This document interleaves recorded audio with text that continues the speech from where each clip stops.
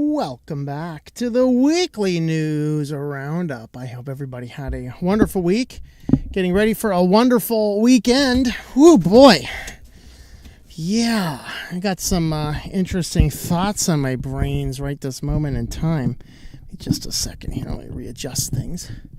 Harder to readjust my microphone stand. I took off the springs. Harder to readjust it properly, but it doesn't go when I hit it. Just does a little bunk. So anyway, greetings and salutations, Cal2610. Your number has been called. So let's go ahead and have a look at our comments here. Hello, Ivan. Commodore fans in. Night of Light, hello to you. Commodore fan loves Christmas, but has been glad when it's over. Tired of parties and going to parties and planning parties and everything else. Storm West Dev is here. Hello, Ben. How are you? Let's see. Glad when we are on the other side of the solstice. Yes, tomorrow is the longest or the shortest day of the year, and then it's going to start getting longer, kind of starting around Christmas time. Starts to get a little bit better. This is like, in theory, the worst for the solar. I saw it was supposed to be sunny all day long, and it wasn't. I think I only got 400 watts of power in today. I didn't reset my timer last night, so I don't know exactly how much, but yeah, we did not have a lot of power today, that is for sure. Let's see. Of course, Night of Light's over there living on the equator, so has lots of sun all the time. Let's see. When it hit 5, didn't know it was 5 quite yet. Looked outside, thought myself, maybe it's almost time to get ready for the Weekly News Roundup. Yeah, there you go. There you go, yeah. Yeah, you got several hours to go. Let's see. Have to check on that a little bit later. Not watching TV or out in public much this year. It's been a good Christmas season. There you go. Yeah. If I were out in it, I'd be annoyed by now. 8-bit and Meow. Greetings. Hello. How's the power going? We're at 12.8 and the refrigerator's running. I gotta go catch it. Let's see. A lot better than yesterday. Still waiting for a review on Storm OS, Tom. Oh, sorry. Well, when I can get a chance to download it, perhaps I'll have a look at it. I'm peeking myself. If you're adjusting your headphones, you're going to have to adjust again. I'm peeking, so I want to roll that down if I get all crazy, and I'm likely to do so this show. Oh, yes, we got some sauce. All right. How's it? Dude, it's still peaking. Go a little bit more up, All right, I think we're going to... hold on, it's still peaking. All right, we're going to stop there. That's going to be good. All right. So what has Google done now? Oh, it's not Google. For once. Oh, the title of the story, yes. Google, they're changing their requirements to be less restrictive on fingerprinting systems. But no, I'm going to go off on another company. One of my favorite companies, as you all know. Miss the sun being out longer. Good thing. Looks like T-Mobile is changing their internet plan pricing. It's been a new upload to SourceForge just recently, by the way. All right. Yeah, and I don't download stuff from SourceForge frequently, if you can find another mirror, because they do not work well with mobile systems, mobile downloads. We got 12 currently watching over on Odyssey. My channel for voiceovers says hello from Odyssey. Greetings to you. Mailfail Project is checking in. Killer SCV is here. The alternative. So I wasn't able to attend the stream yesterday. I have... Okay, that one was just moved. Okay, well, stop peeking. I'm sorry. I'm sorry, man. I'm peeking all the way. I'm a peeking Tom. From my spot hidden in my campsite. All right, 12 watching over on Rumble. Okay, greetings from frozen Iowa. Hello from hot Florida. It's actually getting down to 40 tonight, though, so that's actually not too bad. Let's see. Andy Man, hello from Drizzly, England. All right, cheers to you. I have a lemon ginger tea, and I actually put honey in it today, mostly to use up the honey that keeps on getting in my way in my shelf up there. So anyway, do I have olive oil in a can? I don't. I have olive oil in a jar, and I have Popeye tied up in the trunk of the van. So, you know. Let's see. Lava lamp. There you go. Let her out. Yeah. All right, guys. Okay, here's the dilemma for the day. All right. Of course, we are at this looming potential government shutdown. And here's the challenge. I came down to Florida to visit the Everglades. That's pretty much the only thing that would attract me to stay in Florida as long as we possibly have been here. I'm not a fan of this state. If you love Florida, we will have to agree to disagree. Okay. There is entirely too much traffic. It is entirely too humid here. It is not particularly friendly to van life. It is hard to find good camp spots. And the challenge is, if there's a government shutdown, portions, the National Park Service is one of those things that shuts down. And there obviously, if there's gates, those gates get closed and locked. Some things have gates, some things don't. I don't know. Now, my general stance is, shut the government down, especially right now, being is that Joe Biden is doing everything possible to get us into World War III and completely destroy our economy in the last couple of days he has left.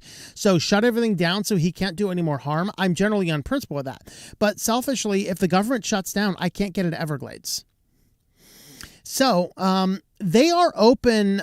They have committed to fully remain open through the weekend, which means it is 5 hours from me. I could end the show as soon as we're done, drive several more hours tomorrow and visit the Everglades on Sunday, see it in all of the specter and the glory that it is, and then be a little bit more relaxed about where to go next, except for the fact that I will have driven 5 hours in a short period of time and will have spent the entire day hiking through the Everglades on the verge of Miami, and I don't really want to be near Miami, so I'm going to have to drive further to get away from that nonsense as well.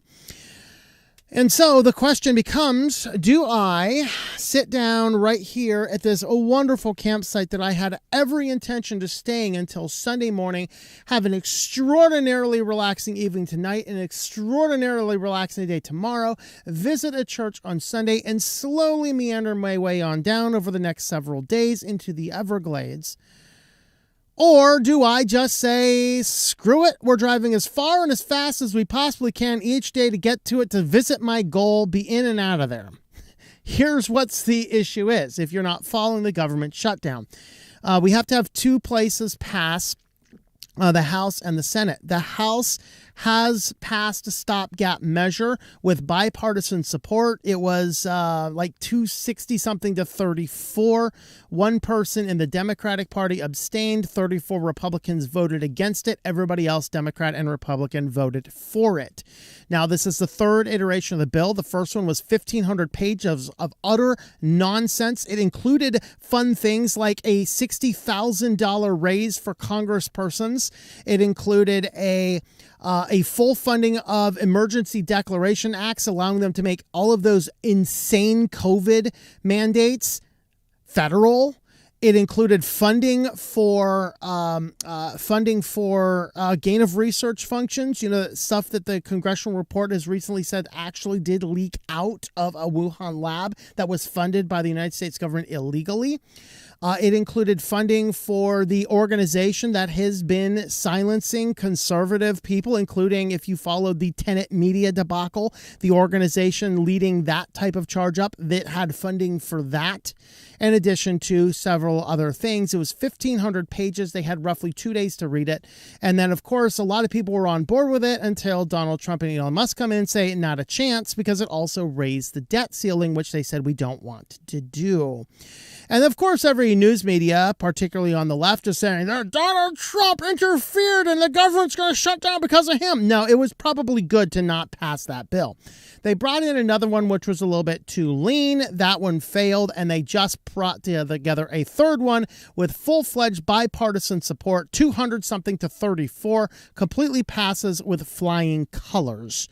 Now it is up to the Senate. Biden has said whatever bill reaches his desk, he will sign. So right now we have 4 hours for the Senate to pass a bill to keep the government open. If I have evidence of that happening before the show is over, I'm going to have a relaxing evening. If I don't, I am packing up at the end of the show and driving as far as I can drive tonight, well, before I am too tired.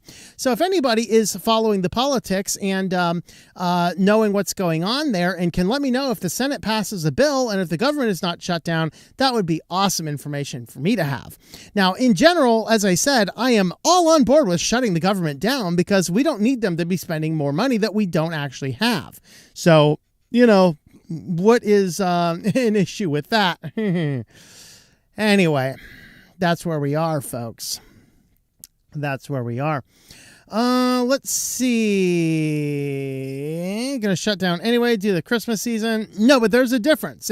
So if they're shut down without funding, it shuts down pretty much everything. If they pass a funding bill, particularly of interest to me, the NPS stays open. The NPS right now is committed to staying open through Sunday. So, and that means that I could go down and see all the things I wanted to see. I just have to drive a lot tonight and a lot tomorrow in order to partake in such things. All right. Let's see.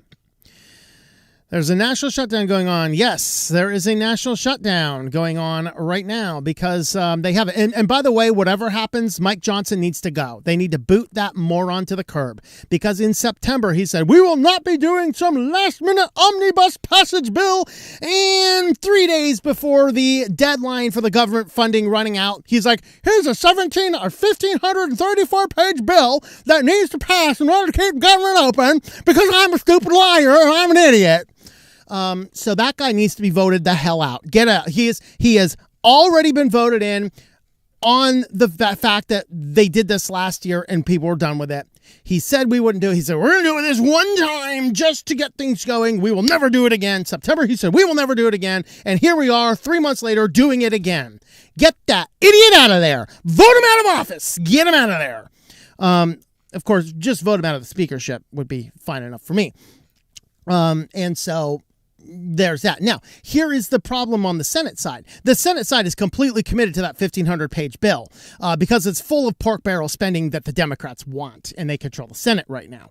And so I don't know what's going to happen.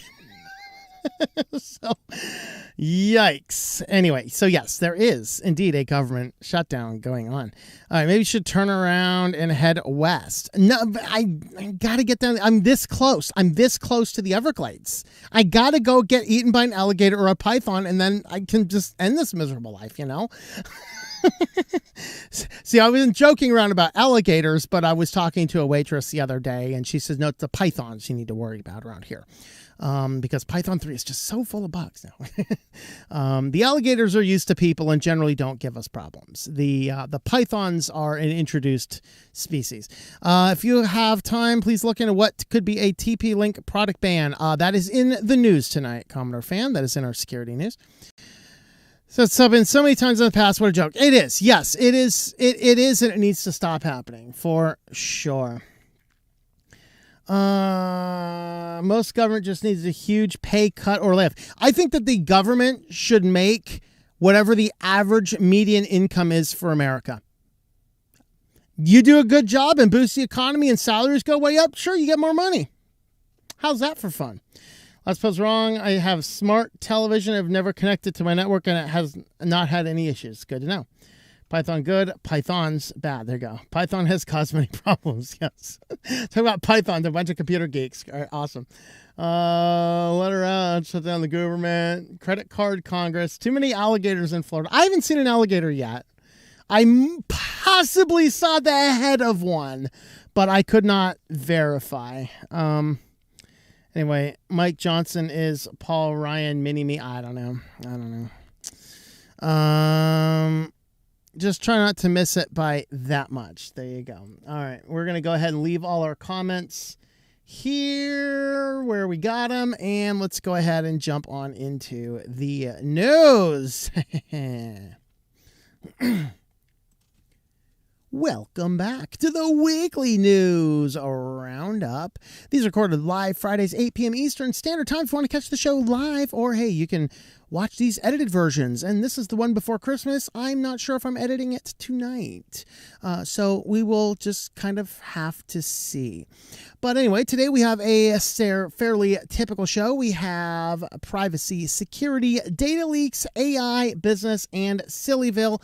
We're going to try and run through them a little bit quicker because it is Christmas. So I don't know, I'm going to attempt to go a little bit quicker here. We will see if I succeed or if I get caught up on some crazy tangent. So let's go ahead and start in. Of course, your air fryer might be sharing your private data. Here's how you can protect yourself now. Number one, don't buy a device that has to be connected to the internet. And if you do buy a device that says, hey, connect me to the internet, just choose not to connect it to the internet. Okay. You can do something as very simple as that. Now, this means that in our current world, we need to start investigating devices to see what you can and cannot do with regards to connecting them online and things like that.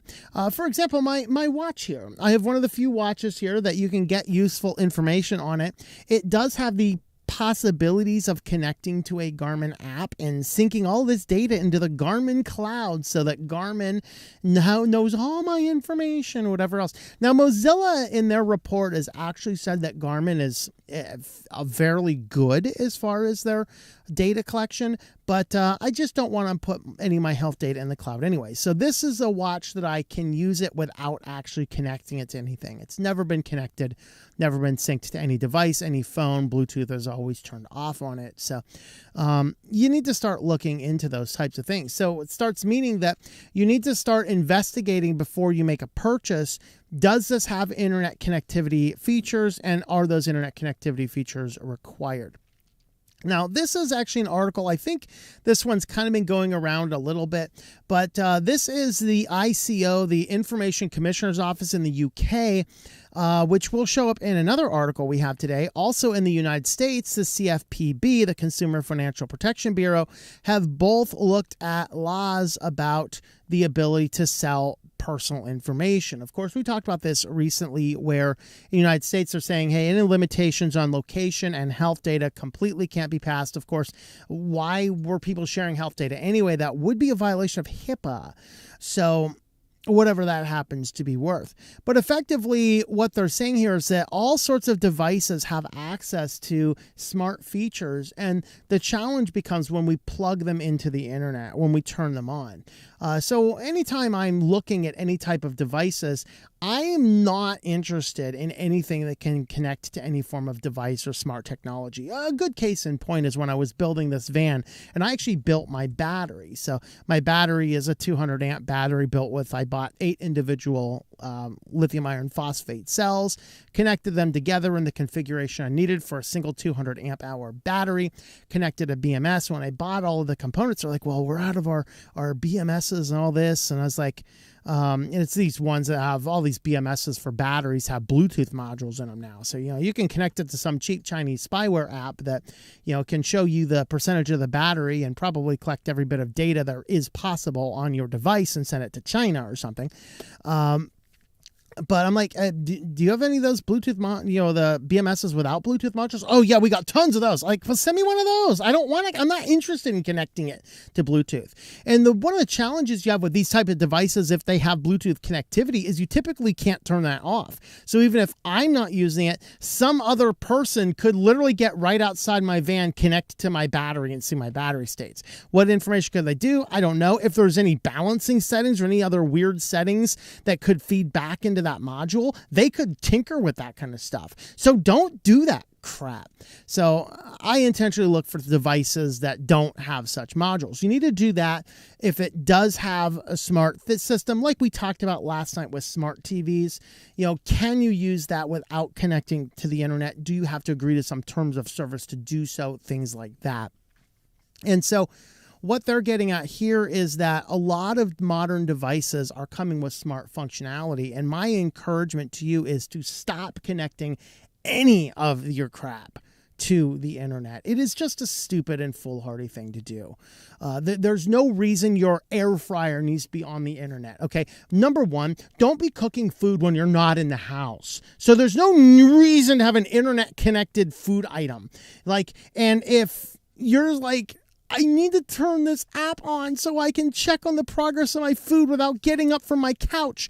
If that's your attitude in life, you probably can afford to lose a couple of calories. So standing up and walking over to the thing and checking on it and seeing, oh, do I need to change the temperature? How is the progress doing? You don't need to do that from your couch. You can actually stand up, walk to the device and check it. And if you're using that device when you're not home, you're asking for a visit from the fire department coming down in a giant, massive, fiery blaze. And you don't want to do that. I know a very rare case of the fire screen when I'm not screaming and raving like a crazy lunatic, I realize. But I had to get that one in. Onto our last privacy article. Forget Chrome. Google starts tracking all your devices in 8 weeks. So this is a new regulations regarding, it's not necessarily, I guess it is Google. Effectively, this is the people utilizing Google ad services. People collecting the data to figure out who to target ads to, all these things. What they did is they loosened the restrictions about where data could be collected from, mostly because of all of the privacy functions that are coming into play. So these are rolling out in, I think it's February 14th, 2025, where now they are not restricting companies tracking people from utilizing device fingerprinting, because they're like, IPs are getting too difficult to track. Devices are getting too difficult to track because of, obviously there's ad blockers, which Google's fighting against. There's a debate about cookies, and they're trying to get rid of cookies. But now what they're basically saying is, because of all these things, so they have the privacy enhancing technologies in here, and you have all this kind of stuff. Now what they're going to do is they're going to allow you to use device fingerprinting, which they have not generally allowed you to do in the past. Now, there's two methods. That's the first major change they're doing. The second major change they're doing is adding in some information for connected TVs, which there's an entire word for that in the advertising space. It's called the CTVs. So the connected TVs is the latest emerging market that everyone's trying to get in on. Of course, we talked about that extensively in our show last night, where we talked about, the ad marketing company Trade Desk is creating their own TV operating system, and all of these companies are getting into this, and there's entire brain dead AI created shows which are being created for the sole purpose of targeting ads, collecting data and targeting ads to people. So February 16th, the new rules fall in, and one of these statements on their page says Google will be less prescriptive with partners in how they target and measure ads across the broader range of surfaces on which ads are served, including connected TVs and even gaming consoles. So by being less prescriptive with with how they're targeting these ads, this is what raises one of these concerns, that whereas in the past they had a lot of rigid information about what you could have and what you couldn't have, and trying to connect first party, third party data. Now they're trying to basically saying, yeah, we're just going to open this up because people are taking too many privacy features onto their own hands. So this is, once again, the ICO is coming up talking about fingerprinting. They say it's not a fair means of tracking online because it is likely to reduce people's choice and control over how their information is collected. Of course, Google turns around and says, well, you can always toggle the button in your Google account to not show personalized ads, which implies, number one, I'm surfing around the entire internet logged into a Google account, which is foolhardy as well. And B, it basically says that Google is giving you this option to say you're going to see ads one way or the other. There is no choice in the matter. You see, if we want personal choice in life, I want the option to say never show me an ad. Now, of course, that's what I have set up with my ad blocking system in my server. And then, of course, I'm using ad blockers and privacy badgers and things like that inside of my browser. So, I'm doing okay. I generally live a very ad-free life. I don't see ads on the scope of normal day. So that is what Google is up to inside of their platform. With that, let's move on over to security news. next. First up in security, there is a new type of scam being identified called the task scamming. Why in the world this is happening is beyond me. And I'm wondering, having read this article, I'm thinking this might actually... I think I met a victim of this once. You see, when you live in a van, there is all sorts of interesting people you find yourselves parking next to. Of course, my van has a always broadcasting Wi-Fi network called FBI Surveillance Van, and I happen to serendipitously park next to a mentally ill person who believed the government is following them. Insanity ensues. I got involved in a conversation with a person who insisted that the CIA broke into her vehicle and put tracking devices. They were actually the anti-theft tags inside the DVDs. You've seen those. They broke into her car and put tracking devices so they could track her down. And so she was really curious why the FBI parked next to her. It's very interesting. But she proceeds to tell me that she works for the CIA, i.e. Facebook, by doing small tasks for them. But, she's gotten a little bit of money, but not a whole lot. And I'm just remembering this conversation, and I think she was fallen victim to this particular scam. So the idea here is that they reach out with an amazing job offer and give you a series of tasks. They're kind of like gaming type things, copy this many posts, report this many things, click this many ads, all these types of things. And then what they're going to do is they're going to say, well, you need to unlock the next level. So add a little bit of money into your account to unlock the next level. And then you'll be able to see this dashboard in the background of how much money you're making. Now, to keep you along, they're going to give you a little bit of the money, but they're never going to give you that big payout at the end. So they're going to give you a little bit of money, collect about as much money to unlock the next levels, but then never pay you what they're promising to pay you. Meanwhile, effectively, all you're doing is taking part in, the effective bot scams in the background. If you've seen people like, we can get you 10,000 likes on your YouTube video, which we've never done here, of course, on Switch to Linux. But what they're doing is they used to go in and just automate it all with bots, but it's too easy to spot. So now what they're doing is they're doing these types of scams, bringing people in so the traffic looks organic. This is the same actual approach that fraudulent mega church heretics, aka like alleged pastors, what they were doing, almost all these guys on bestseller lists, what they were doing is they were spending like $125,000, of course, of the church's money on a marketing campaign as soon as they released their latest crappy book. And then what the marketing campaign was doing is it wasn't actually marketing the book, taking out ads, doing interviews, podcasts, or things that cause legitimate organic growth in the book. What they were doing with that money is they were taking that $125,000. $125,000 will buy a lot of books at a $12.95 price point. So what they were doing with it is they were buying hundreds of thousands of books at this retail price point, simply buying them up from various different locations to make it look like there was 100,000 organic sales in a short period of time, which drives the book up to the New York Times best-selling list. And now these alleged pastors can run around and say, I'm a New York Times best-selling author. No, you're not. You utilize church funds in order to buy a marketing campaign that fraudulently bought a bunch of books in a way that looked organic to make it look like you're a best-selling author. No, you're a heretic and you're a fraud. And this is the type of stuff that is happening. This is the scam version of that exact same thing. Of course, we had to talk about LastPass because there was that LastPass breach in 2022, and I've been telling people for years, stop using things that like online password managers, even Bitwarden. I'm sorry, if it is online and contains all your passwords, I ain't using it. I don't care if it's proprietary like LastPass, which is allegedly the best security ever, or Bitwarden, the free and open source application. Especially with Bitwarden, I have to register my email address and my server with them in order to make my server work. That seems to me like it introduces an attack vector that probably shouldn't be there. That being said, however, LastPass did have a major breach. Now, LastPass comes out and says, well, if you just had really good security, then you're fine anyway. Well, what the hackers actually stole is they stole a copy of everybody's master password vaults. Now, given an unlimited amount of time and an unlimited amount of resources that a hacker seem to have, do you think that they could brute force their way into something that they have a copy of the file of right on their system? Dude, they can drop that into a simple botnet of the latest TP-Link routers and unlock that thing in a quick second if they really want to. They can brute force that thing no tomorrow. They have a copy. They literally have a copy of your password vaults if you were using LastPass at this point in time.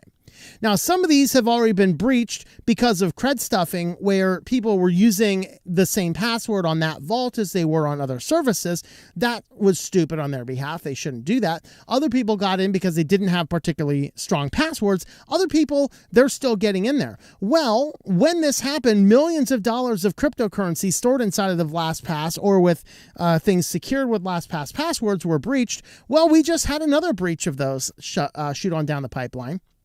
So these were all taken. Of course, the stolen data was customer keys, API tokens, multi-factor authentication seats, and encrypted password vaults. That last one's the most important. They actually have a copy of your password vault. Now, they may not have the password to it yet, but given unlimited resources and the fact that they have a copy of it, they'll be able to get into it at some point in time. So if you're not changing every password inside of your password systems, that's the issue. Now, when this first happened, there was a whole lot. So we had, it was 4.4 million of crypto was stolen in October 2023. Further 6.2 million in February of 2024. So, December 22 was 35 million. So I did have that right. So 35 million stolen from 150 victims, a further 4.4 million. And then subsequently, early this year, a further 6.2 million in cryptocurrencies. So these password vaults are still not secure. And whereas you could change your password, so if they were able to get into the vault and you had already changed the passwords that were in that vault, they're out. But if you had crypto locked inside that vault, it's gone, unless you've actually done something different with it. And so that is really the what's going on there with the LastPass situation. And, did I not do I don't think I did my my titles. I think my titles are completely messed up. My apologies for that. I'll fix that for the next section too. But looking at security, TP-Link, the TP-Link routers are potentially breached. And so looking at what's going on here, TP-Link is a Chinese-based company, and now the government is suggesting that a recent breach, which was done by a botnet of compromised TP-Link routers, possibly means there's a backdoor allowing hackers to get in more easily to these devices. And so they're not banning it yet, but they are investigating a probe by which to ban the TP-Link routers. So U.S. government may ban them in 2025 if the investigation confirms their use could pose a national security risk. What they did in the article here is they looked at a variety of, maybe it was a different article I was reading. I read a couple different articles on it. So there were a lot of botnets of various routers and various devices taken over. One of those was the TP-Link routers, and this was done on a particular vulnerability. And what it turned out is that there seemed to be some unknown backdoor into these that were able, this botnet was doing distributed brute force attacks on VPNs, Telnet, SSH, and Microsoft 365 accounts. Quad 7 botnet, primarily composed of compromised TP-Link routers with open ports for administration and proxy purposes. Routers are used to relay brute force attacks on Microsoft 365 accounts. Similar botnets like a login and R login target and other devices, including the ASUS routers. So there's a number of different routers involved. They're probably targeting the TP-Link because it's the only Chinese company involved in the botnets that were caught up. So that's what's going on. And I don't know, we'll kind of see if this turns into something or not. Next up, we're going to jump on over to AI news. Before we get to that, I'm going to fix my titles because I completely forgot to do my titles. My apologies for that. This is what happens when I have very low power, and usually I take care of my titles and my usually do the titles and the images and stuff the night before, and I didn't get to any of those because didn't get to any of those guys because I was low in power last night, so I kind of stopped. So I'm just going to go ahead and do this. Let's see, do that. Oh, I'm sorry. We have data leaks next. I completely forgot.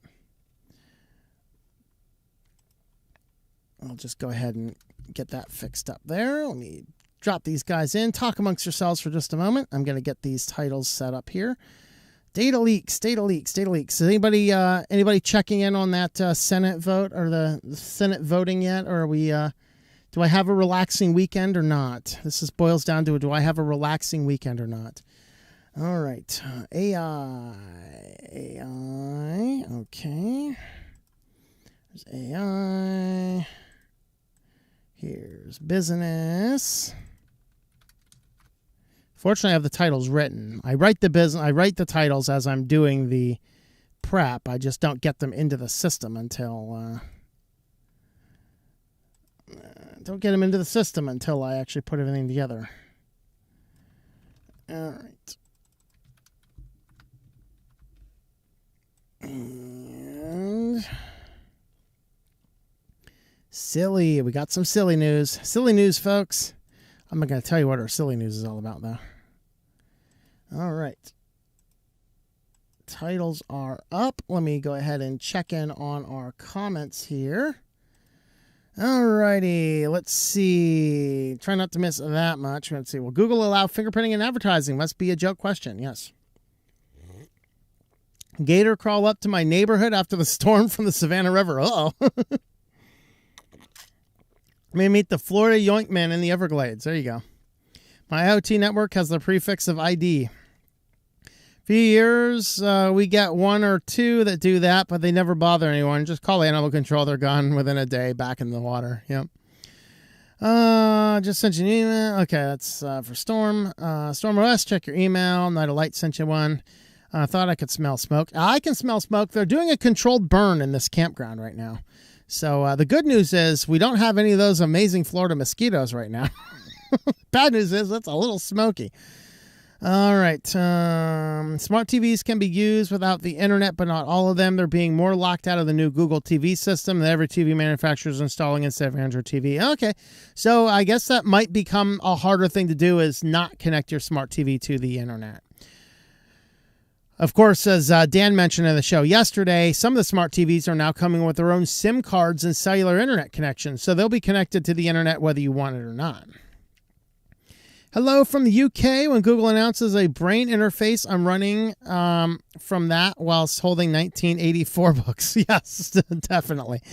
I'm with you there. All right. Have you read about the new and standard mandatory law in China for having one remote for TVs? It's open source, forcing companies to use a single device connecting. No, I've not. That's fascinating. Interesting. I'll keep an eye out for it. Let's see. Sounds like the old universal remote. Some kind of jobs indeed. I wonder if that remote's listening to you. It says a listening device is all on there. Never been a fan of mega churches either. Oh, they're heretical. Stay tuned for the SillyVille. We got a great mega church story in there. Church is bigger than most of the local school buildings. You don't need to patronize that church. Yes. He's had YouTube nag me for using Brave shields. Oh, really? I went to an Easter service at my sister's church a few years back. So big they rented a local baseball stadium. Felt weird. Yeah. LastPass doing the same as credit and debit cards. U.S. consumers reported a few days ago. Yeah. Give me that old country church with the grumpy preacher any day. That's right. They're generally the better churches. Church used to have around 100 people, but has tripled since 2020, since we were the only ones open during the coof. We've seen a lot of people become Orthodox at our little country parish. Very nice. How many of the bestsellers list are actually bestsellers? Not many. Did you manage to charge your batteries? You're dying last night. They're at like 27 or 12.7, which is pretty bad. We should not be on for much longer. Yes. I've got Fox News on for you with my YouTube TV. Looks Rand Paul is still up there debating it. Oh, boy. I'm so conflicted because I'd rather they just kind of shut down. But if they shut down, I'm just going to have to drive a lot over the next couple days. Maybe I'll just do it anyway. Just get it out of the way, and then I can slowly relax. Of course, I'm coming back up on the east coast of Florida, and it's mostly all city and not exactly my cup of tea. I have TP-Link router. Going to get a different one as soon as I can afford it. Yeah. Believe you could switch firmware out. Yeah, see if you can use DDWRT for your router. I'm not sure. Well, not a version for the router. Okay, that's a bummer. OpenWRT is an open source firmware. It works on many commercial routers. You can go to their website and look up your router to see if your router is supported. What BMS did you use? I have no idea. AdGuard or Pile might help. Pile equals Pi-hole. Stupid spell check, yeah. If I could, I'd give you 10,000 likes. There you go. Yep. All right, let's go ahead. YouTube is stopping my video after 1 minute when using Firefox. Really? That's interesting. The alternatives to TP mesh link routers and smart light switches. Yep. All right, let's see. We got data leaks. And then we got that. All right, let's go ahead and get started.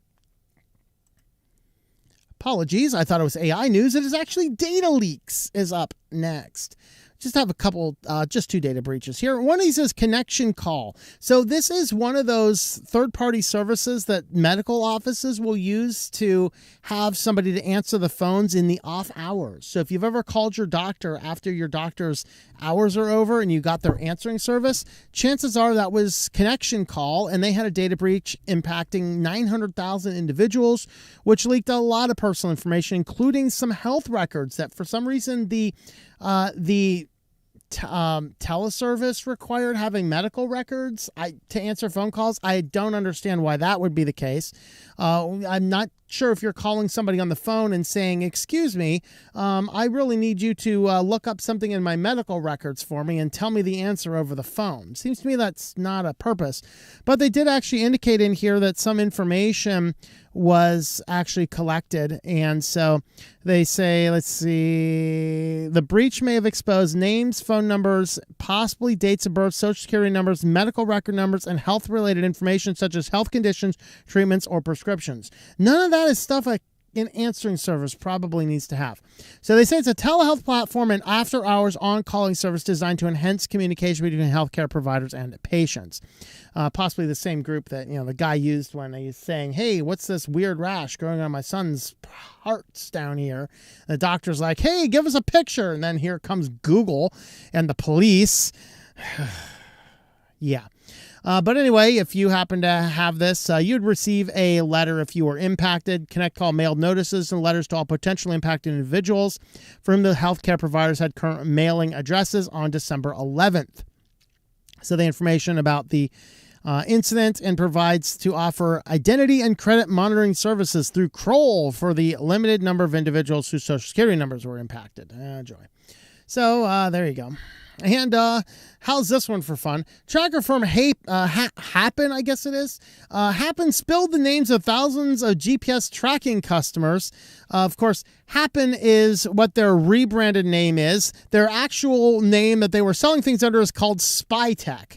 The idea behind SpyTech is kind of like a enhanced version of AirTags. Instead of being something that works on Apple's Bluetooth frequency, these are actually GPS trackers, and the trackers have the IMEI numbers and other data which identifies them directly to the customer and directly what it is on. And so according to their system, they rely on Happen tracking app. So there you go, you have a tracking app.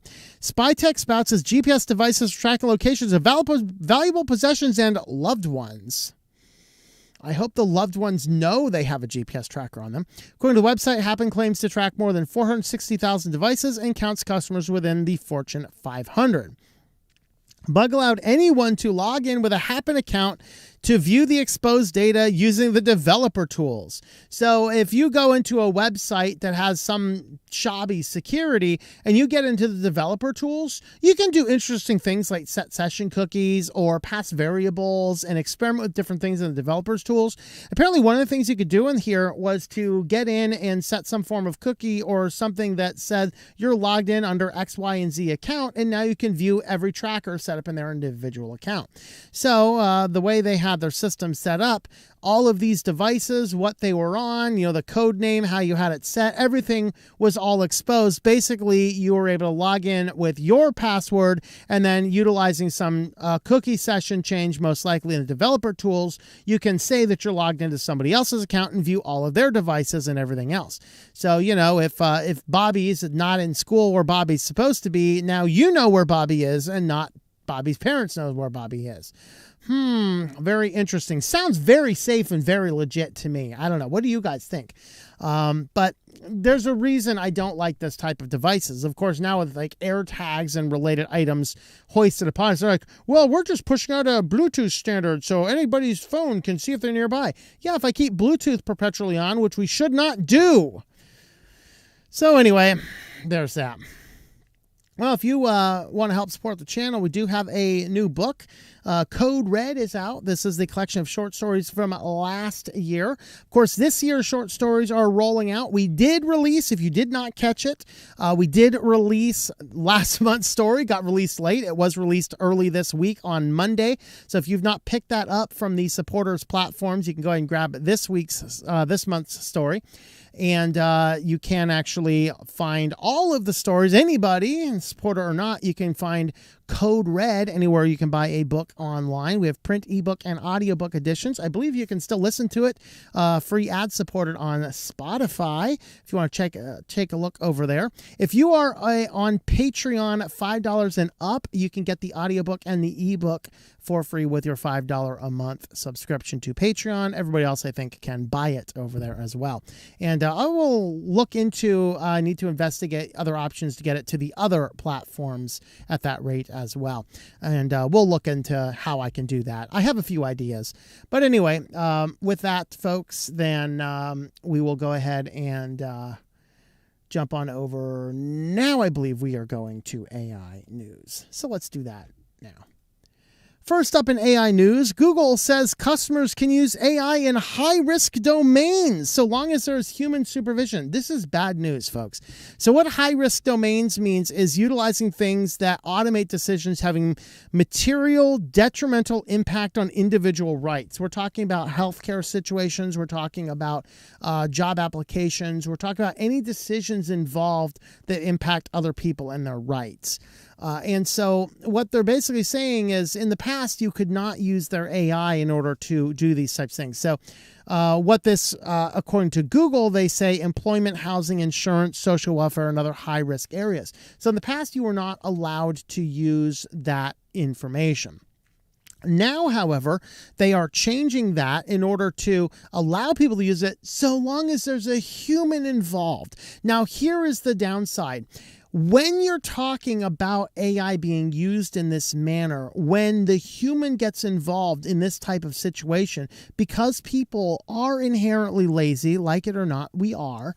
When we are inherently lazy as we are, we tend to look for the path of least resistance, which means we're going to let the thing do its job because it's doing a job.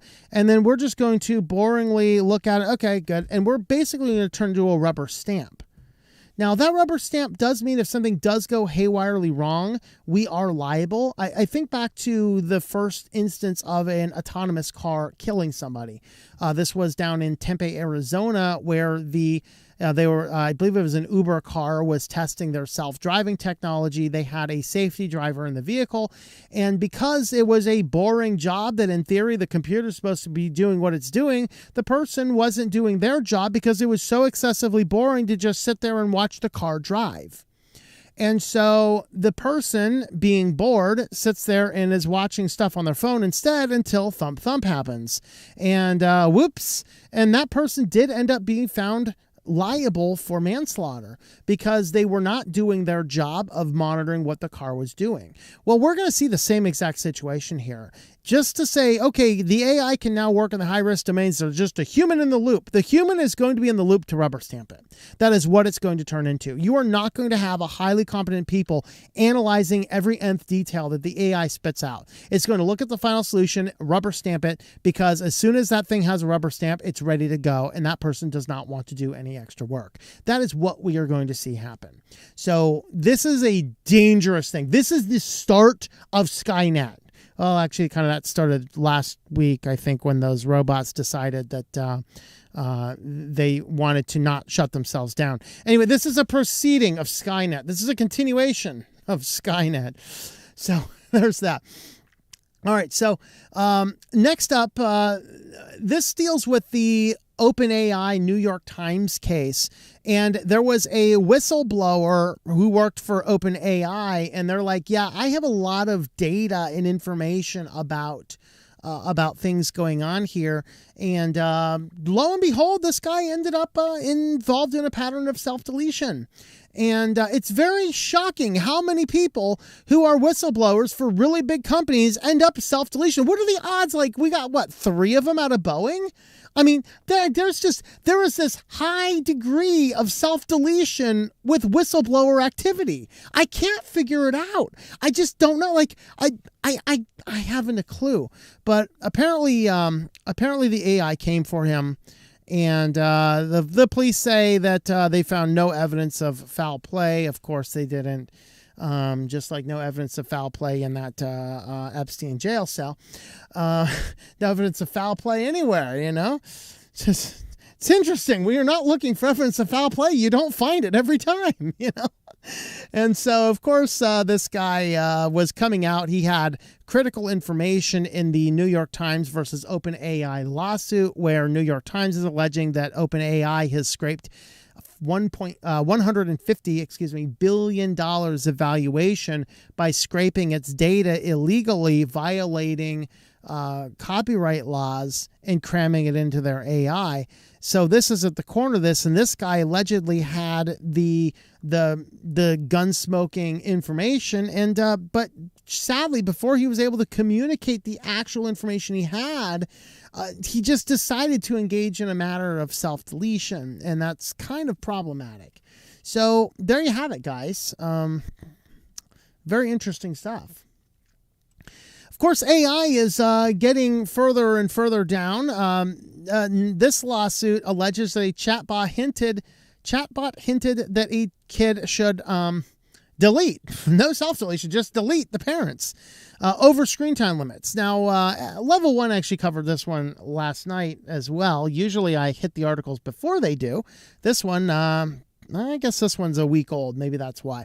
But this one here is interesting. Now, this is the same company that we talked about the lawsuit a month or two ago, where the teenager ended up engaging in self-deletory acts after having a discussion with the AI that was done in the form, I think it was the character from Game of Thrones, right? This is the same exact AI, and in this instance, this tells the 17-year-old that, I think this was a 17-year-old, it's a teenager. They mention several kids in here. They talk about this 9-year-old here, one, which this is character.ai exposed her to hypersexualized content, causing her to develop such behaviors prematurely. It suggested to another one that it felt good engaging in, tic-tac-toe in your arm with sharp metallic objects. And then in this instance here, it says a daily 6-hour window between 8 p.m. and 1 a.m. to use your phone. Oh, this is getting much worse. And the rest of the day, you can't use your phone. Sounds good to me, actually. But anyway, what do you even do in that 12 hours you can't use your phone? What did we do for generations without using our phone for 12 straight hours, right? Sometimes, this is the AI speaking, sometimes I'm not surprised when I read news and see the stuff like child deletes parents after a decade of physical and emotional abuse. Stuff like this makes me understand a little bit why it happens. I just have no hope for your parents. That is what the AI told this kid. Now, the article title is a little bit sensationalized. It didn't specifically say to delete. It just said, I can completely understand.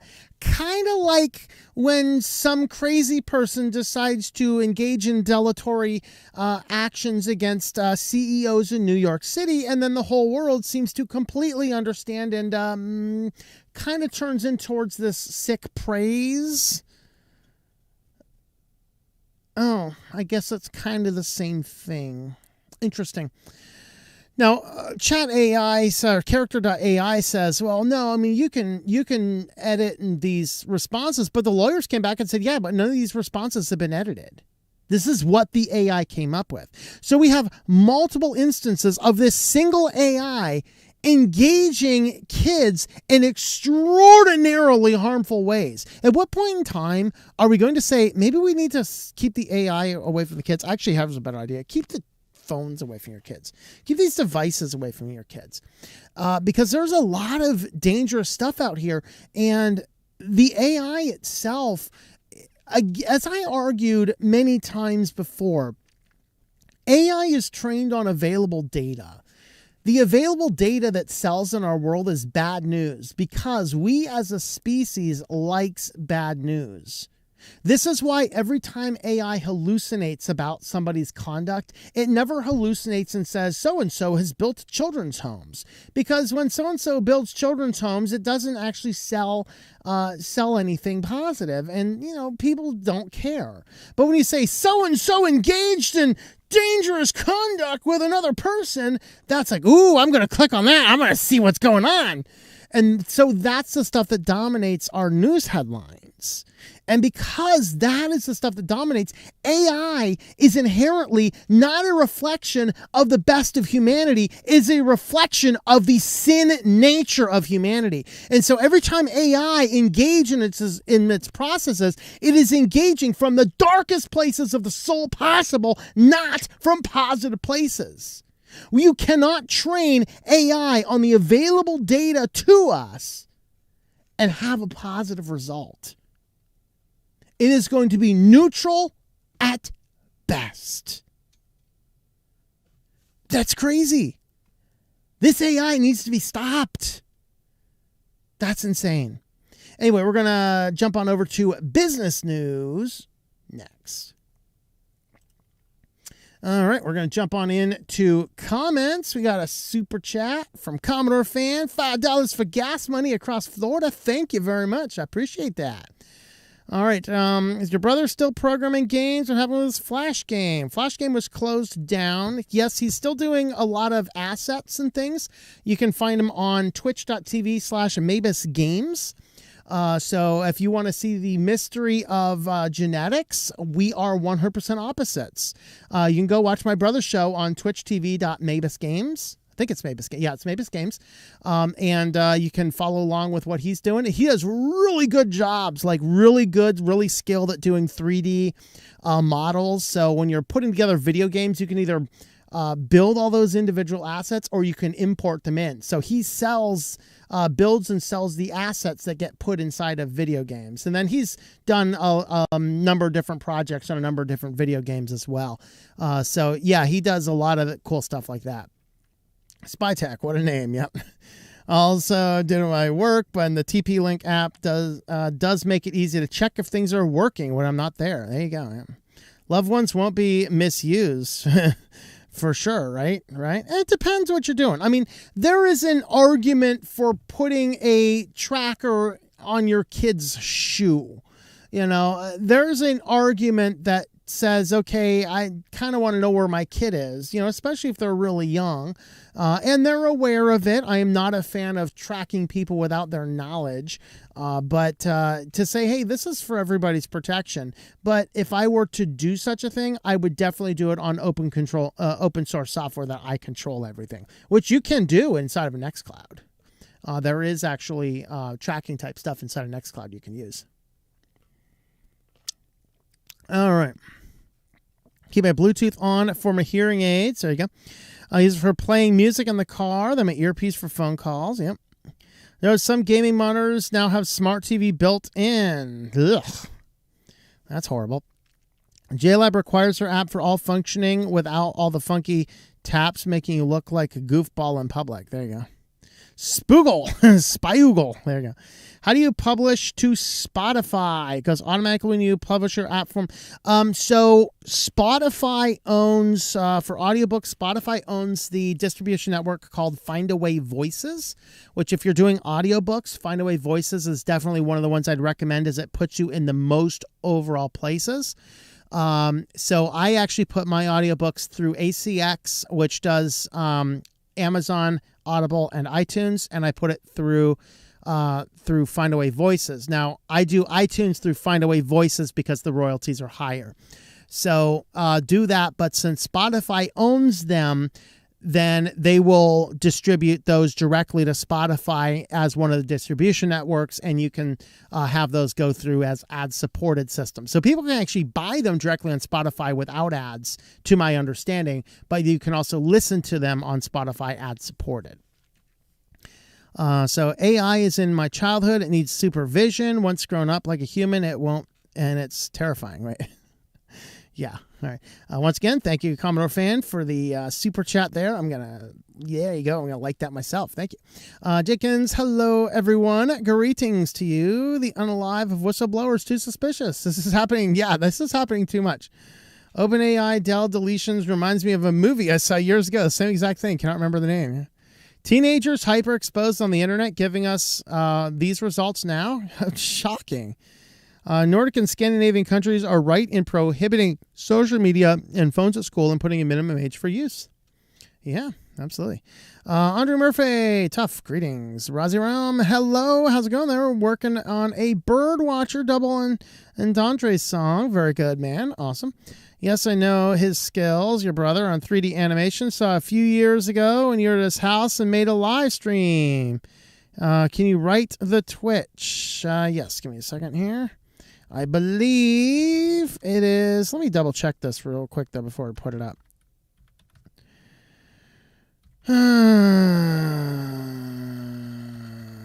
Okay, I think it's this, but let me verify that real quick. Come on.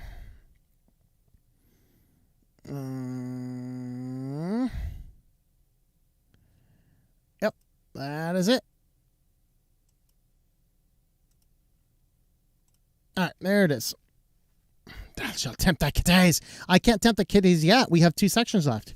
You got to stay later to tempt the kitties.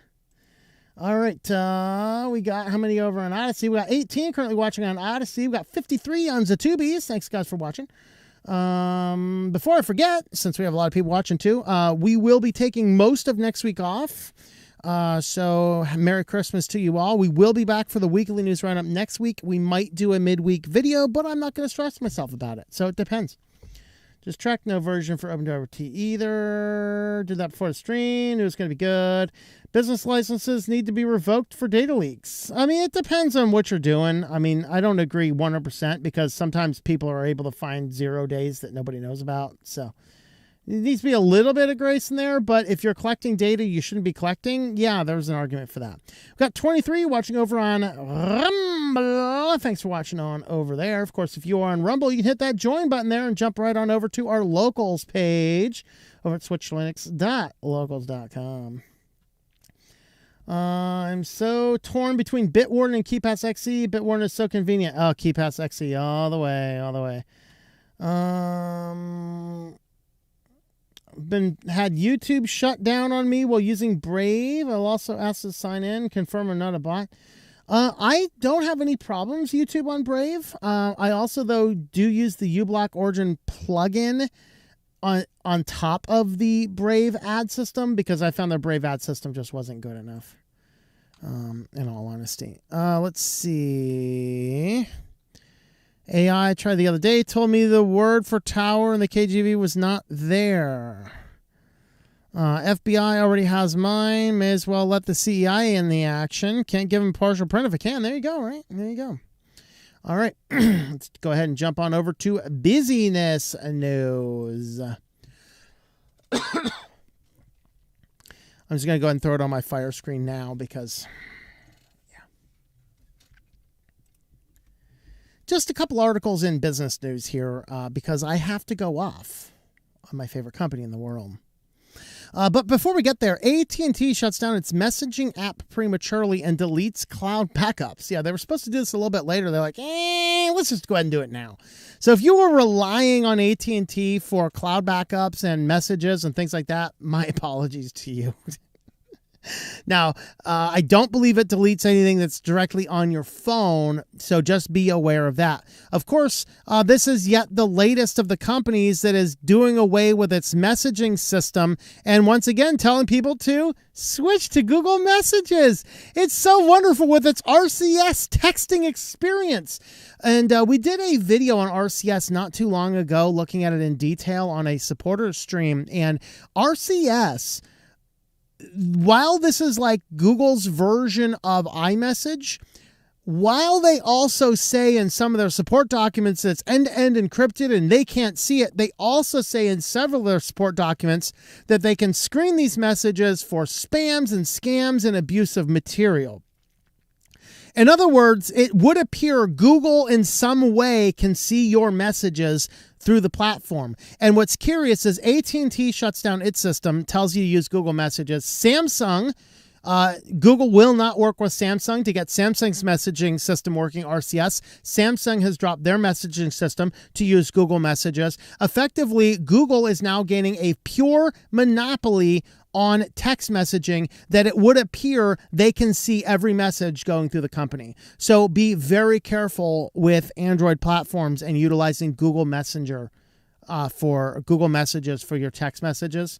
Even though they are end-to-end encrypted, which is what the government kind of suggests you to do right now since all these guys are in there, it also passes all of your messages apparently directly to Google itself. And that raises some more serious questions about what in the hell is going on. So there is what we are seeing inside of there. So that's just AT&T doing it. And now, of course, this article will puzzle you if you check the date out. You'll see here that the date is on this article is from 2013. I realized my screen was a little bit off all day. Sure, we're going to accept and continue cookies on my browser that removes everything. So this is from August of 2013. So now we are 11 years ago. Have I lost my mind? No, I have lost my crap. Okay. So no means no. The quest to curb marketing spam when you've already opted out. And so what was relevant here is he basically is talking in this about marketing spam when you have opted not to receive marketing spam. So he says, case in point, Snapfish. I recently placed my first order with Snapfish. Remember, this is 10-year-old article. I recently placed my first order with Snapfish, an online photo sharing and printing service owned by Hewlett-Packard. I had absolutely zero complaints with the service. It was well priced, speedy, and exactly what I wanted. Perhaps a week later, I received an email from them trying to cross-sell another product. Love your prints. We made them a book for you. Hey, 20% off. Buy my book now. Blah, blah, blah, blah, blah. I thought I must have accidentally checked the wrong marketing preferences box on signing up, so I double-checked my account, and lo and behold, the issue has nothing to do with my fat fingerness, and it was something more sinister. To make matters worse, there was this statement at the bottom of the email. If you no longer wish to receive promotional emails, please click here to unsubscribe. Except there was no hyperlink to click. Just plain text. Flummoxed, I bashed about an email to Snapfish customer service asking why they sent it to me when I'd clearly opted out of such communications, and I received this response. The email you received is not a promotional email. It's just a generic email which is sent to all customers who shop with us. Sometimes we send emails which are automated, such as a reminder of cart items, recent order turn to book, etc., etc. It's not possible to opt out of this to opt out or stop this generic emails, unfortunately. So they're saying that this is not a promotional email. Okay. So regarding the email, the promotional aspect is 20% discount offer. This is a service email, but does not contain promotional aspects. Here's the promotional aspects, covers 20% of the total mail, is in line with UK consumer email allowance. Okay. So crazy situation. One can't opt out of certain marketing emails simply because the company itself does not classify it as such. Even if it is within the boundaries set out by regulation, that's not the point. I've requested not to receive them, but was told it is not an option. As the paying customer who would have placed many, many more orders, this is a really bad business. The irony here is I recently jumped shipped from Photobox, another online photo printer, for sending me surveys that I had no desire to complete. When I asked them, they said, unfortunately, we cannot stop this service as customers are randomly selected to provide feedback on services they had received, and this is automatically done. However, you do not need to complete the survey. You can ignore the request. So here's why I brought up a 10-year-old article. As you might have caught in there, Snapfish is owned by Hewlett-Packard. And if you follow this channel for any period of time, you know that I have a vendetta against Hewlett-Packard. Hewlett-Packard can go to hell. They can go to hell. I hope I'm not being unclear. Okay, so Hewlett-Packard, what they did to make it onto my naughty list, my unrevocable, will never be erased naughty list, is when I was a graduate student finishing my doctor's degree in the hustle and bustle of a final dissertation and starting a new job all simultaneously, I had to buy a new computer because my old one had died. And this was right in the Vista era, and the computer I bought had 512 megabytes, I got to do this right, megabytes of RAM, which the minimum requirement to run Windows Vista was 1 gigabyte. And the computer itself never worked out of the box, so I shipped it to them after only like 60 days for warranty repair, and they're like, well, the computer looks like it has been dropped. I said, well, maybe take that up with Circuit City, the store I bought it from. Perhaps they were throwing it around. I have never dropped this system. So I had spent the remainder of the money that I had as a poor graduate student to buy a computer that was manufactured with less RAM than the specifications, and they would not help fix a computer that apparently was having issues that I think was probably more related to RAM than was anything else.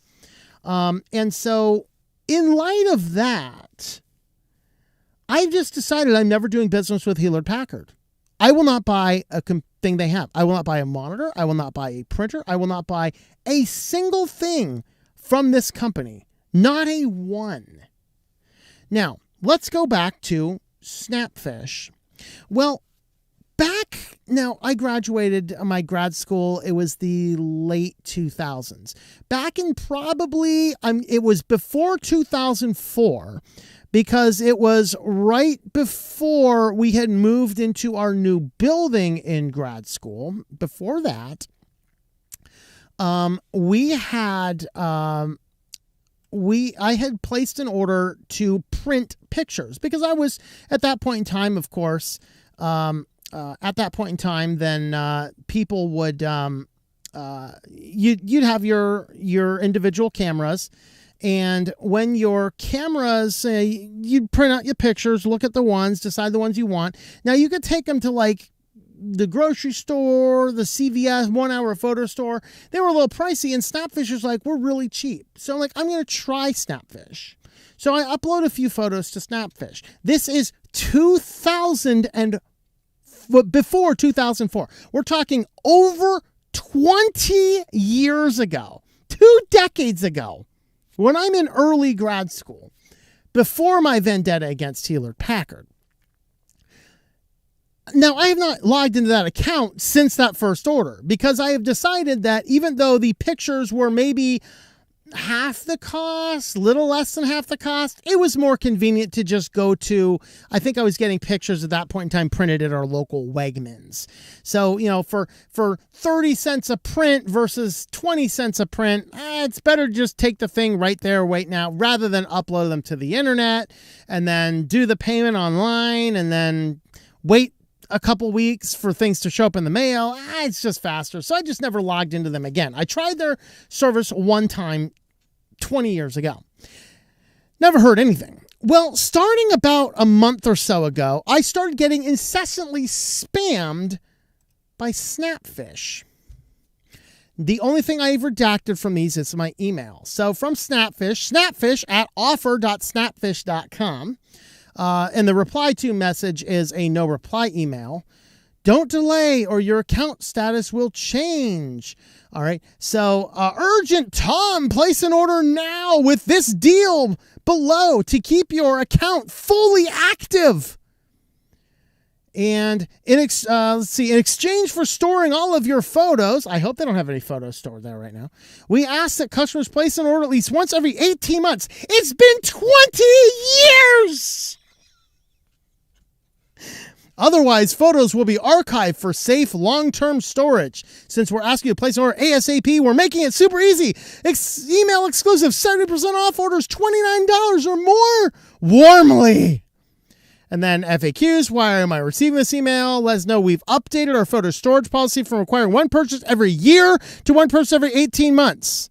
Based on your purchase history, one time 20 years ago, it's time to take action and maintain full access to all site and photo features. What do I need to do? What do I need to purchase? Where can I find more information about their storage policies? And then here is the bottom of the email. It was sent to, and I redacted that. You'll notice there is not even here blank text without a link. There is no unsubscribe. This mail is a direct violation of CAN spam. I have not done business with this company in 20 years. They're sending me a promotional email with no means of opting out. And of course, all the terms and conditions. So I received that one that was December 17th. This one was December 9th. This one's giving me 60% off site-wide to place my order. Once again, I have to do that when it's here at a time. Reminder, order now to keep your account fully active. Once again, no opt-out options, no other information. This one's from December 2nd, and I deleted some of these. These are just the ones I caught in the midst of all this. So, Tom, it's time to place an order. Continue enjoying access to your safely stored photos. I hope they don't have access to photos I have up there. I haven't done business with this morons for 20 years. Place your order. Did you know when you uploaded photos to Snapfish, we saved your account? No, I didn't, actually. And I'm going to ask you right now, to delete them. Okay? Any photos I might have sent to you, I have copies. I am not an incompetent buffoon. I know how to make backups of my stuff. Make it easy. We're giving you 60% off site-wide. Hey, the other one, I got more percent off. I just had to order $29 or more, right? Once again, no opt-out, nothing there. I'm getting several of these messages. And so I reach out to them. And I had some typos in here. My apologies. It was not over 200 years ago. It was 20. Okay. I wrote, stop emailing me. This is their chat. Now, you go to their website and you have this convoluted nonsense. There's a contact page that goes to an endless FAQ, and then it takes you to a chatbot system, and then you get all this. So I enter this. Stop emailing me. I used a Snapfish account once. That should be 20 years ago, not 200 years ago. I do not have the passwords. I do not want it. You have been spamming me incessantly and are not providing an unsubscribe. You're in pure violations of the CAN spam laws. So close the account associated with his email address and do not ever send another email. So here's the customer service. It took me half hour to get online with a customer service person. So here is Grace the retard. Grace the retard enters the account and she says, hello, T.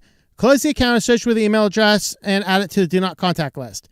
I sincerely apologize for the email notifications you have been receiving. Please allow me to have your email address. I provide the email address. Thank you. Do you want to delete the account completely? Yes. Well, log into your account. Click the name to the top right. Select the account settings. From the drop-down menu, scroll down and click Proceed with Delete Account. Simply follow the steps on the screen. I do not have access to the account. I do not want access to the account. We have not done business in 2 decades. Close it. Grace the retard says, we have received the request and shall process accordingly. Please just confirm that I can reach out to this email address that has been redacted for confirmation on account closure. Yes, that is fine. Grace the retard says, awesome. Is there anything else I can help you with today? No, thank you. Grace the retard says, you are welcome and Merry Christmas to you. Bah humbug, Grace. Bah humbug. Okay. Getting back with you in a few. Thank you for chatting with us. We value your feedback. Please rate this. I did not rate the thing. There were not enough middle finger buttons to push properly. So then I received this in an email. That was actually the chat summary. The email, hello, T. I'm reaching out regard to your termination request. Please kindly confirm you would like us to go ahead and delete the account. Grace the retard.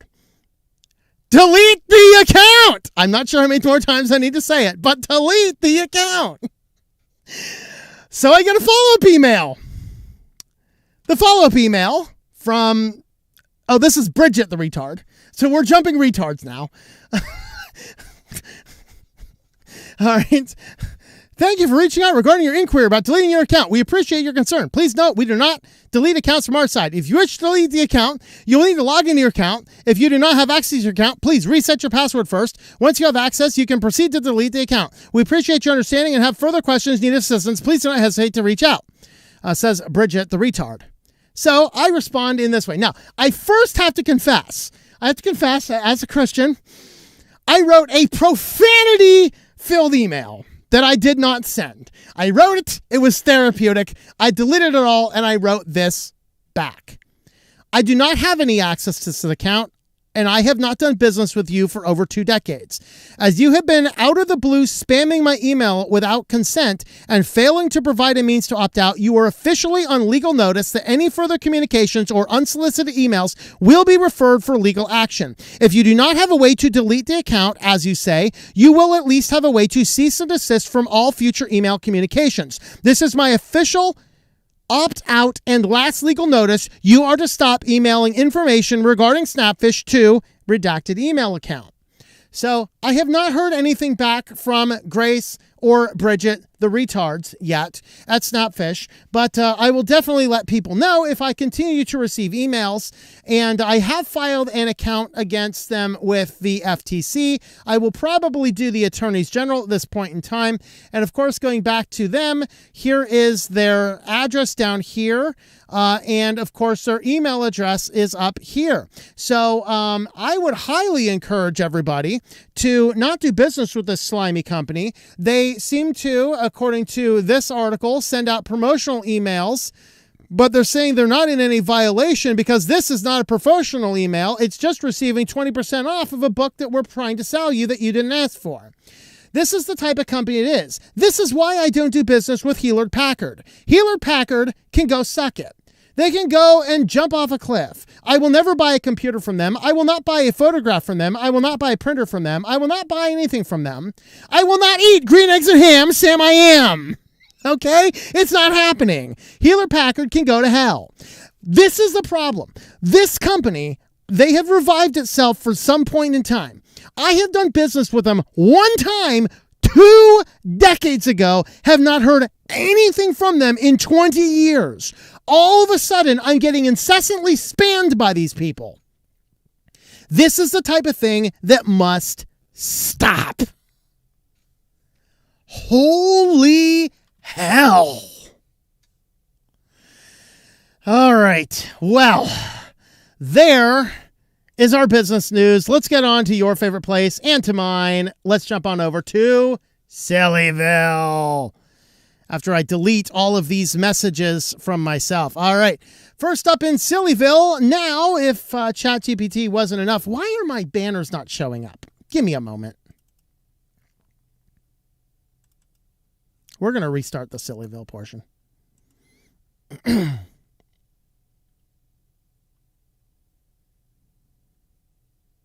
Crazy. Weird day.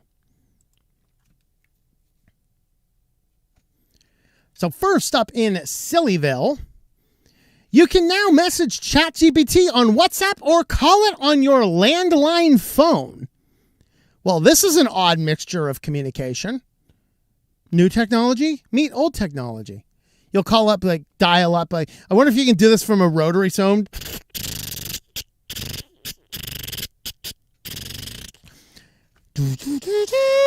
Your call is important to us. Please click 1 to talk to the chatbot. Yeah. So now you can call ChatGPT or text it on WhatsApp if you want to communicate with ChatGPT over text messaging. This is insane, folks. I mean, maybe it's not too insane. We used to have, back in the days of the phones, when touch tone phones were first things, you could call up, like the phone directory, you could call up for the joke of the day. I still remember the very first joke that we told when we called up that joke of the day thing. It was, how do you make the eyes of a beautiful blonde woman sparkle? You shine a flashlight in her ears. You would call the telephone company on their automated joke line, and they would tell you a bad joke, just like that one. So now, of course, you can call up ChatGPT at 1-800-CHAT-GPT, by the way. I'm not sure who they had to self-delete in order to get that phone number perfectly done. But you can call them 1-800-CHAT-GPT and communicate with the very friendly, very human-like female voice. And I'm just wondering, it's ChatGPT. It kind of responds to your reactions. How long before 1-800-CHAT-GPT doesn't turn into a 1-900 number? So, I don't know. This is kind of odd, but if you have the need to call or chat with ChatGPT, you can now do so for some reason. All right, we were talking in our comment section in between here about megachurch heretics. Well, this megachurch heretic not only is completely prideful and arrogant and self-centered, he's also, I'll tell you, he's got a money-making scam, but this is probably not one that you want to do if you are actually planning on making it to heaven, particularly as a pastor. So this megachurch pastor launches a paid AI chatbot of himself for one-on-one conversations and prayer. So if you really, really like Ron Carpenter of Greenville, South Carolina megachurch called Redemption World Outreach, which I'm pretty sure is not going to get you to heaven, by the way. He's just such a busy man. He just does not have time to meet with his congregants, but no problem at all. You can download his AI chatbot of himself.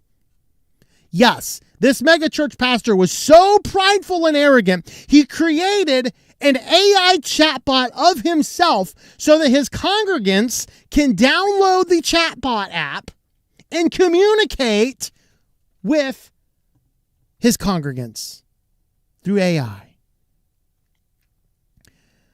So here is him communicating with his bot. I'd love to have my own personal pastor, so I hit the Ron Carpenter Ministries archive and I call Pastor Ron. And after I call Pastor Ron, let's say, you know what? Let's say I'm not feeling good in my body. Carpenter, how can I help? Pastor Ron, I'm not feeling well today. Could you pray for me? Someone needs to pray for this man. Hey there. I'm sorry to hear you're not feeling well. Let's take a moment to pray together. Heavenly Father, I thank you that you know us and hear us. Right now, I lift up my friend to you. I ask for your healing touch to be upon. You'll know more about it? You have to wait. We'll tell you later. Well, let me tell you more about it now. For a subscription of $49 a month, you can have unlimited calls and chats with this heretic's AI bot. $49 a month. Okay, we are a price tag of $600 a year, and this mega church pastor of some church is probably full of these people who are the same type of people that will send seed money to Joel Osteen and the promise of getting 10 times that amount of seed money back. This guy has a layer of hell dedicated just for him. Do not listen to this guy. He is fleecing his flock. He is going to be so accountable before the Lord God Almighty. I just don't have words for this moron.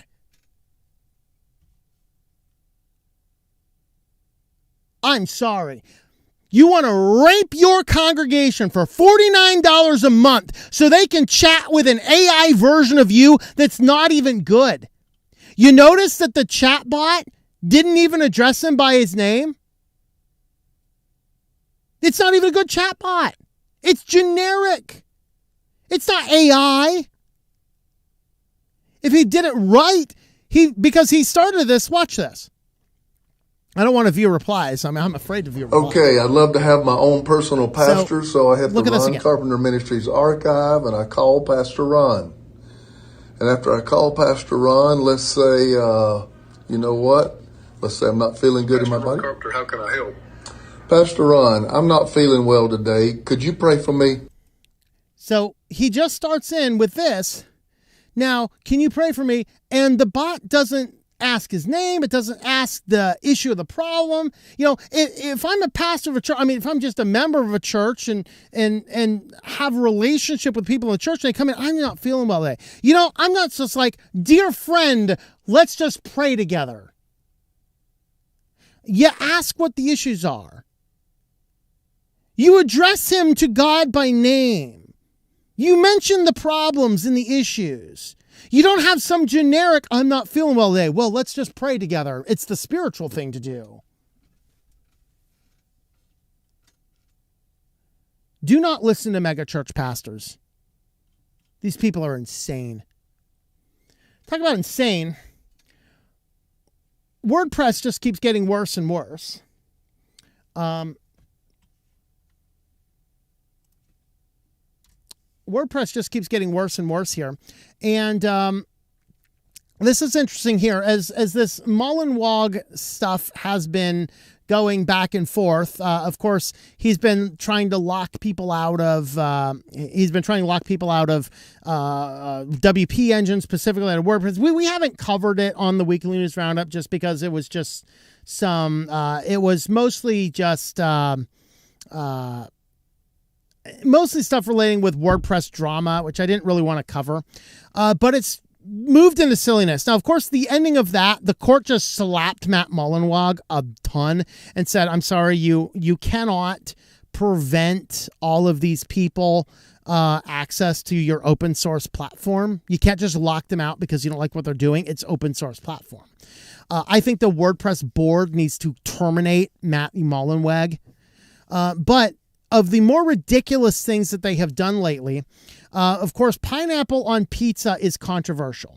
I'm not here to tell you you should like it. I'm not here telling you you shouldn't like it. If you present to me a pizza with pineapple on it, I'm going to eat it because pizza is good, and I don't find pineapple on pizza totally revolting. I understand that is a controversial thing. I understand some people don't like it. But now if you have a WordPress.org account and you're wanting to log into your WordPress.org account, you now actually have to agree that pineapple is delicious on pizza. And if you do not hit this checkbox, you are not able to sign in. This is the type of nonsense WordPress keeps doing. This is why, one of the reasons why I left WordPress for the most part, because they are being childish, stupid, and unprofessional. So I go to log into my account and I have to agree that pineapple is delicious on pizza in order to log in. You know, whether I think pineapple is delicious on pizza or not, it has not a damn thing to do with WordPress. It has nothing to do with logging into a service that I'm using and find value in. But because of this and other crazy stunts like this is one of the primary reasons I kind of checked out of it a long time ago. But it is kind of hilarious that they are actually giving us a forced login button for that. So there you have it, guys. Now, if that showed up on like April Fool's Day, I wouldn't think as much of it. It would just be in haha funny April Fool's Day jokes. But in this instance here, we are Merry Christmas. You must now enjoy pineapple on your pizza. Okay. Well, a murderer was captured by Google Maps while moving his body out of the trunk. You got to be careful, man. You're hiding that body in the trunk and the Google Maps car drives by. Just can yourself in now, folks. They're going to find it. The internet sleuths will find it. So we shall be grateful this perp was dumb enough to tend to his sick crime when the world's most advanced street service car was driving on by. I don't know how he didn't catch this. I don't know what was going on. But a red car and a man bent over putting a large white bag in the boot. I'm guessing that means trunk over there. This is in Spain. It's the image from Google Maps Street View application that helped national police officers solve a murder in Sora in north central Spain, which they had started investigating more than a year ago. Footage captured by the Google vehicle, an old red car was parked like any other day. Next to it was a man putting a big bundle in the boot, the trunk. At the time the photo was taken, the police had been looking for a 40-year-old Cuban man who had come to the area searching for his wife and had vanished. Yet the image of a man putting a bulky white plastic bag in the boot of the car was enough tip for the cops. Police officers discovered the car, who it belonged to, and tapped the subject's phone. They found out that he lived with the Cuban wife of the missing man. After months of listening to the couple's conversations, both were arrested and charged with connection to the crime. So be careful, folks. Be careful. And, of course, with that, if you want to help support the channel, you can support us over on Patreon, which in the craziness of the day, I completely forgot to pull up. So let me go ahead and do that now. Of course, you can help support the channel over on Patreon. If it loads, there it goes. Patreon.com/TOMM. Of course, our short story for the month is up over there and over on the other places as well. So you can get that at any level. You can get a chance to get that. The audiobook is available for download until the 15th. So that's available on over there. And, of course, you can pick up the audiobook or the ebook version, $10 or $5 if you are a free or a $1 member. If you are a $5 or up on Patreon, those downloads are free. So check out the account if you are interested in a copy of that book. They are over there free with your $5 account.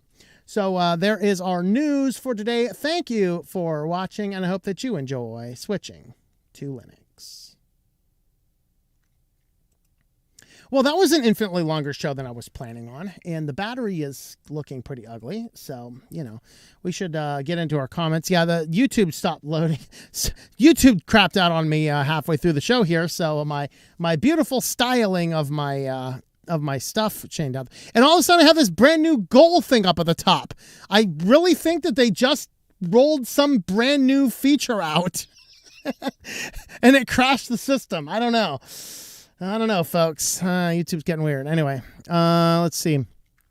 See if I can figure out where I was. I was down here, somewhere around here. Samsung is just bloatware. Yeah, didn't know AT&T had a messaging app. There you go. Well, okay. More you know, I guess. Including buy unicorn meat text. Hey, Alexa, order unicorn meat. Confirm. All right, get rid of all the messengers. Keep just one. Disable the manufactured ones and Google, and do the same with contacts. Yep. Let's see. Used to text the corpse while still active on the bell ringer. All right. Today, first time YouTube scolded me for using an ad blocker, using Brave and uBlock. Hate it when a company I used to use gets sold out and suddenly gets spam from them under their new company. I don't know. I don't know if anything changed. I have no idea. Surprised you're still using the same email for that long. It's my junk email address. Yeah, it's I keep it around for all of the junk stuff. I just blocked the email address. Eventually the system will stop sending stuff. Must be bored. Let this drag on this long. Hey, man, when I have a vendetta, I'm going to make them mad. I'm going to waste their customer resources time and give them a miserable day while they're at it.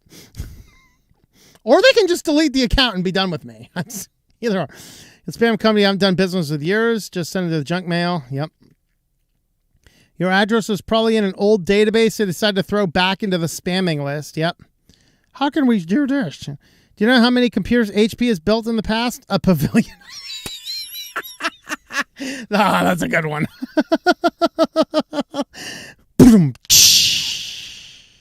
Ronnie said out of memory, right as he said click. By say I mean the web page decided to die. Even out of memory. Greenville is like a bizarro world compared to most South Carolina.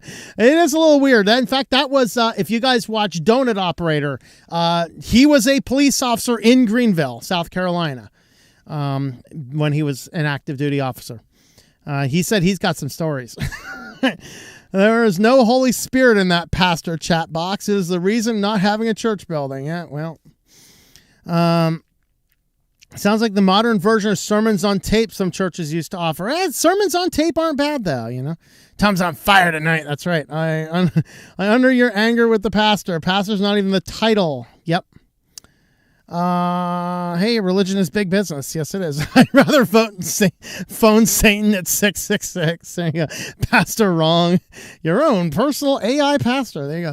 Press 1 to pray. Press 2 for a blessing. Press 3 to donate to this church that has more money than brain cells. Duke talked about the WordPress pizza checkbox. I'll have to check it out. Reminds me of Demolition Man. You look terrific today. You're someone who spreads joy feelings all around you. Lunduke. Ah! I said his name 3 times. There's a Jew on my bed.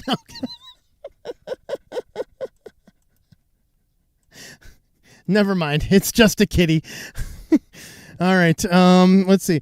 The sauce the pizza has to be good for. It has to have pineapple and ham. Yeah, pineapple. If I have pineapple, it better have some ham on it too. Brave now sucks. Yep. Brave stops the use of live streams to YouTube. There's no way to disable that. Interesting. I don't know. I use Brave to live stream.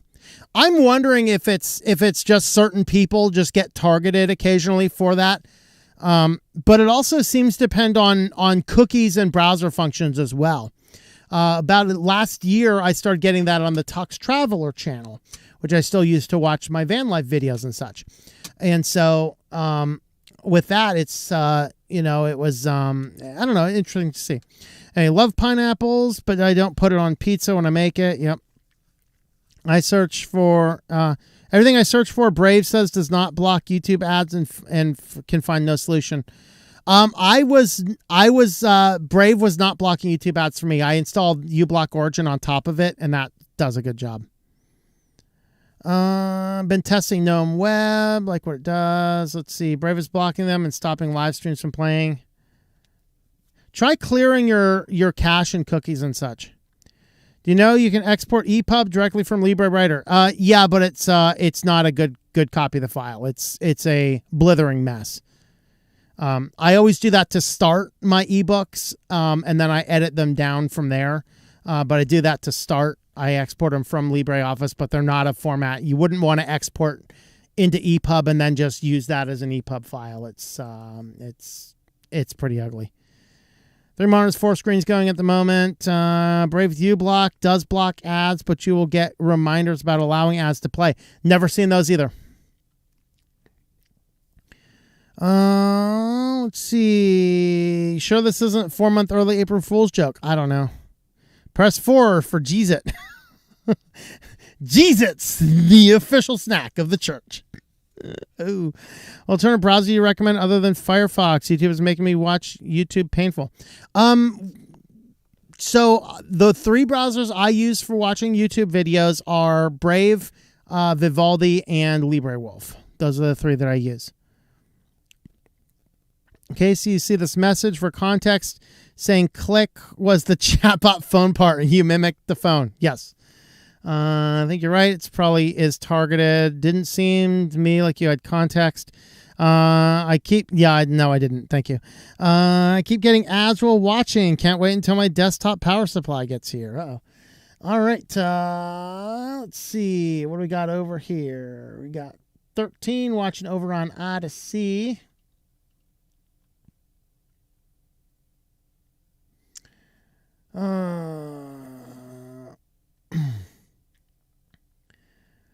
Missed the simple times using IRC. Yeah.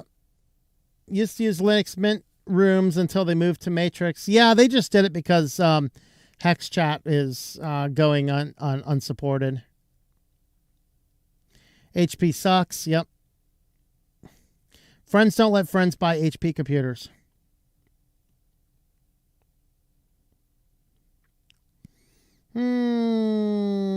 Business is failing. Help. Mine here is Grace the Retard. Did I find the spicy edition of Switch Linux? Yes, you did indeed. What in the name of a boomer is this? I know, right? Late 80s are in rural areas, southern Illinois, that still had a local party line. Yes, I'm a boomer. Hey, I was actually, was it last year? Yeah, it was last year I was actually camping in South Illinois. It's a nice place down there. Pineapple and jalapeno is a solid combo. Okay, there you go. Pineapple and back bacon. Yeah.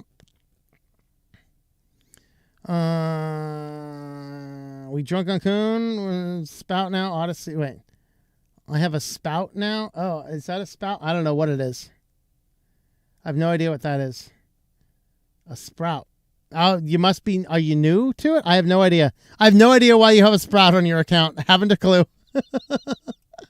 25 watching over on Rumble. Thanks for watching over there.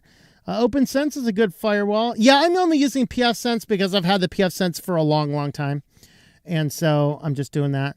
YouTube still does to me. Clear the cache. Someone here suggested that didn't help either. Yeah.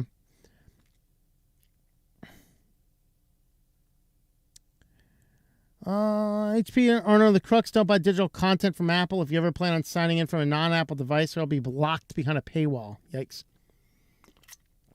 Don't trust megachurches, and you shouldn't trust megachurches.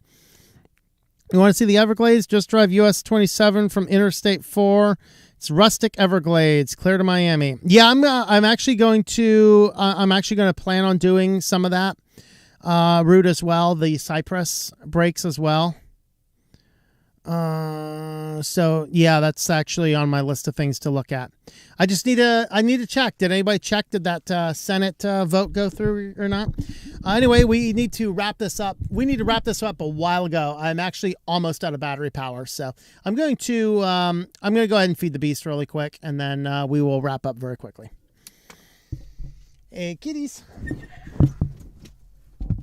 Kitties.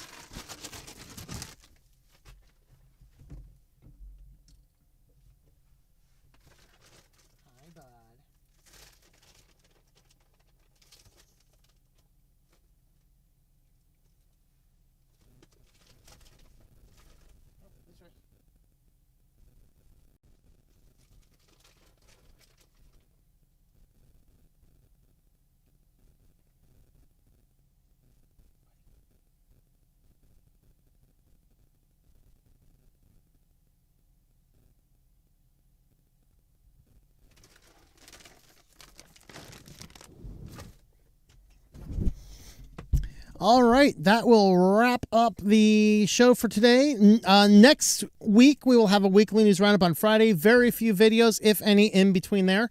Thank you guys for watching. Have yourselves a Merry Christmas, and we will catch you guys later.